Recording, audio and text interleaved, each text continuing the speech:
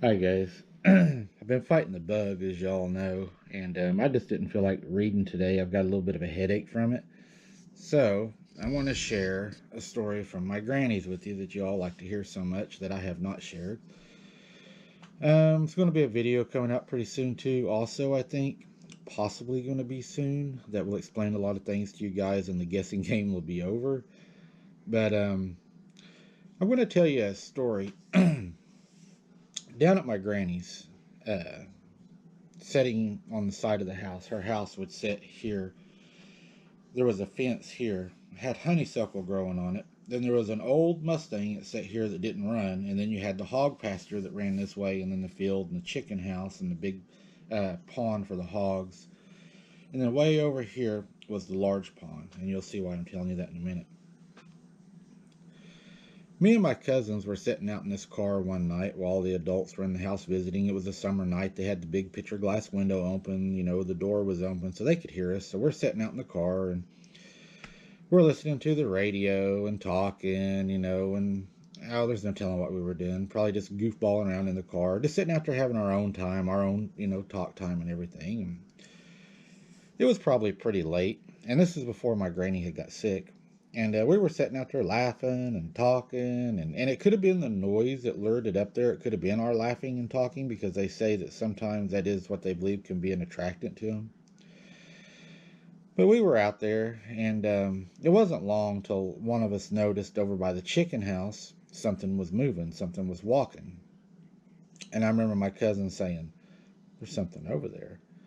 Well, the chicken house was over here and the car's here, and it came around to the back, kind of through the hog pasture behind, and we couldn't tell where it went. And we thought, well, maybe it went to the road, or maybe it went down. There's a big culvert over there, maybe it went somewhere. So we were sitting there and we kind of looking, kind of still scared a little bit, but then, we started talking again. We had the radio down. It was low, but we were listening to the radio, and we're sitting there, and then the next thing you know, we hear this whistle. And when we hear the whistle, my cousin, she's a little older than me, she's like, Mom's whistling, and she goes to get out, and we're like, no, no, no, don't get out, don't get out. We were like freaked out. So she doesn't get out, and we sit there a little bit longer. Then there's another whistle, and we keep sitting there, and then all of a sudden she's like, we got to go in the house. And we're like, no, no, no, no, no, we can't go in the house, we can't go in the house. So we're scared, stuck in this car, and we're all looking out the windows. The windows are fogged up, we're just sitting there like a bunch of, just a bunch of scared kids, and we're looking around and we're looking around and we're not seeing anything. And then we hear this like growl, like this, and we start looking because it sounds like it's real close. And my cousin's like, I think that was at the back of the car. So everybody's like, looking around, and then you get where you don't want to look. You don't want to look out the windows because you're afraid of what you're going to see. And we're sitting there, and while we're sitting there, we hear that, another like grunt, and then it's not long till the car kind of like moves. We're like, whoa, did you do that? Did you move? And they're like, no, we're sitting. Then the car moves again. And this time it was probably a little more violently moved. It was more of a like a shrub. And the next time we're sitting over here, the grunt again, but this time you start hearing the baby cry. Sounds like a little baby crying. Well, we knew nobody was at Granny's that had a baby because we knew who was there. And then it stops, and we're sitting there, and it got quiet for a little bit. I mean, that's probably 5-10 minutes. Nothing happened, and we're sitting there, and then we're all thinking, is this thing waiting for us to get out? Is it trying to make us think it left? And we're in there talking, we're scared to death, and then we're like, no, we're not getting out, we're not getting out. It wasn't maybe 2-3 minutes after that, the car shakes real violently. I mean, it keeps shaking, and of course, it scared us. I mean, we were scared, and I remember hunkering down in the back seat with my cousins, and we were like, you're not wanting to look. And then the car, of course, stopped shaking, and we were like, oh, thank God, maybe it'll go on, maybe it'll go on. We're just, the only thing we can think is for it to stop and for us to run to the house. Well, where I told y'all the car sitting here, you had the fence, and then you had Granny's house. Well, Granny had a big front porch that was elevated pretty high. It was higher than the fence, and it was covered in plexiglass. They had covered it in plexiglass, and they had a light in it, and they would leave the light on while we were outside playing, which through the plexiglass would light, pretty good area out front. Well, looking from the car toward the house, you had the light from the plexiglass shining, toward the car, so it was kind of bright, as you look toward the house.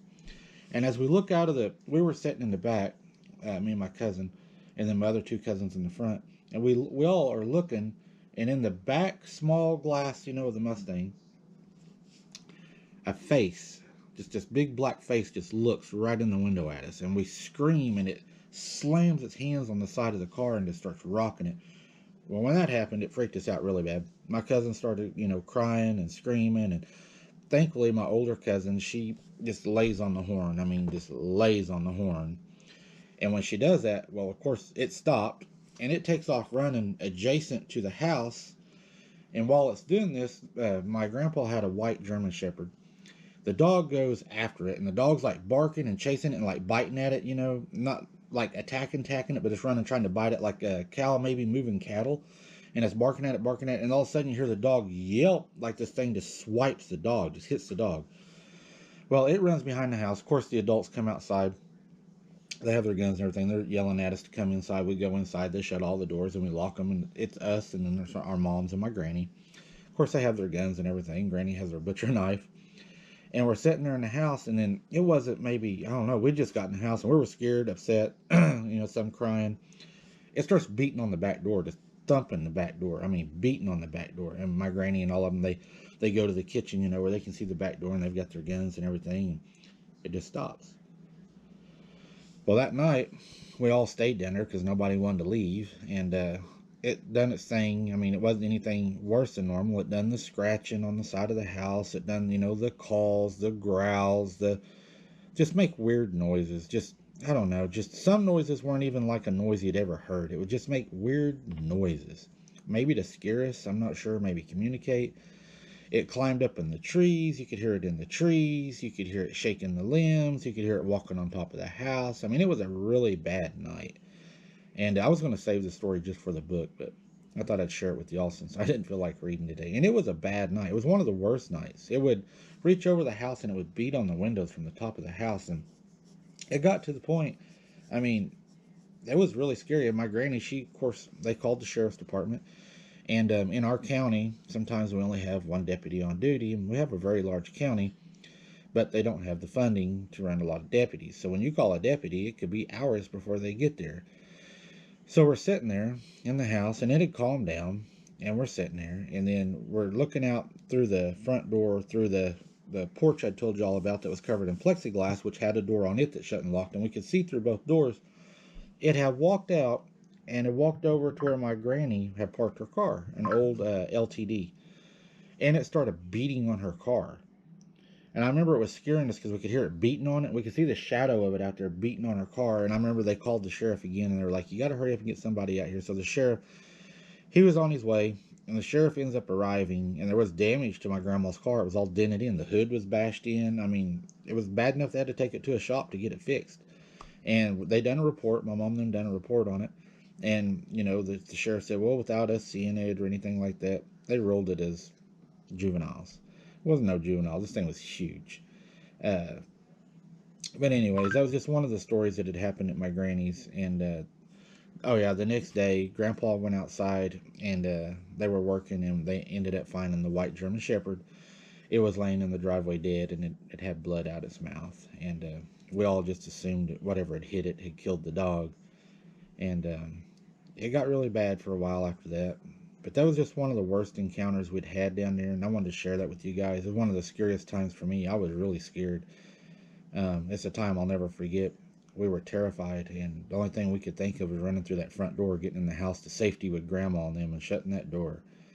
And after that, we weren't allowed to sit out in the cars after that. And we'd done that a lot previous, but after that, it all stopped. It was a pretty bad encounter, pretty close, but I wanted to share that with you all. I hope you enjoyed it. I know you like the granny encounters, and that's just one of them that had happened, and it's something that I witnessed. I know that happened, and I wanted to share that with you guys. Thanks for watching, guys.